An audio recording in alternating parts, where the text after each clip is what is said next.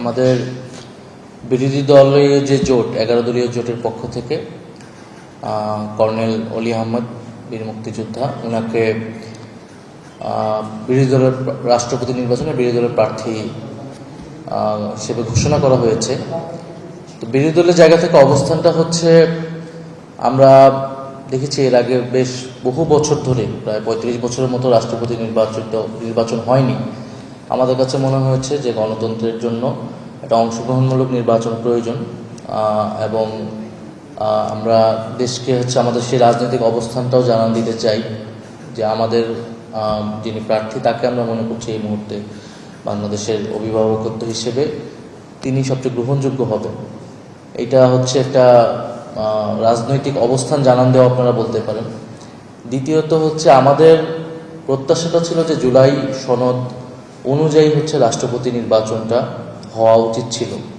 যে নির্বাচনের পরে যেহেতু গণভোটের রায়ও সংস্কারের পক্ষে এসেছে, তো সেইটার সংস্কার করে 70 অনুচ্ছেদ সংস্কার করে আমরা যদি রাষ্ট্রপতি নির্বাচনটা করতে পারতাম এবং জুলাই সনদ অনুযায়ী কিন্তু রাষ্ট্রপতির ক্ষমতাও অনেকগুলো জায়গায় বৃদ্ধি পাওয়ার কথা ছিল, তাহলে আমরা আসলে একটা আসলেই নতুন বাংলাদেশ, গণতান্ত্রিক বাংলাদেশ, ক্ষমতার ভারসাম্য এবং যেই রাষ্ট্রপতি যিনি নির্বাচিত হয়ে আসতেন তিনি আরও অনেক বেশি সম্মানিত হতেন এবং আরও অনেক বেশি গ্রহণযোগ্য এবং আস্থার জায়গাটা হতেন, ব্যক্তি হিসেবে না, এই পদটার সম্মানটা আরও বাড়ত।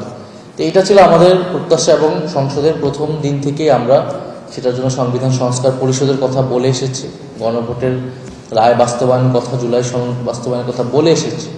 তো সরকার দল তারা বলছে অক্ষরে অক্ষরে বাস্তবায়ন করবে, কিন্তু প্রত্যেকটা ঘটনা কিন্তু ঘটে যাচ্ছে, কিন্তু সেই অনুযায়ী কোনো ব্যবস্থা নেওয়া হচ্ছে না।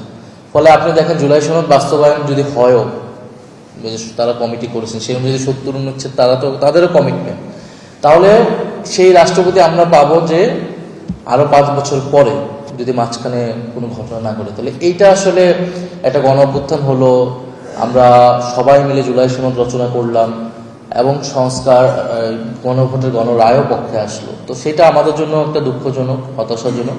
কিন্তু তারপরেও যেহেতু নির্বাচন হচ্ছে, আমরা এটা বিনা কন্টেস্টে এই জন্য দিতে চাই না, আমরা সে কারণে বিরোধী দলের জায়গা থেকে সেখানে প্রার্থী দিয়েছি।